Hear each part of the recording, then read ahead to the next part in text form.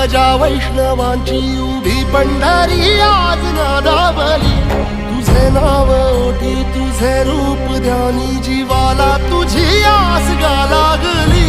जरी बाप साऱ्या जगाचा परी तू आम्हाले कराची विठू माऊली।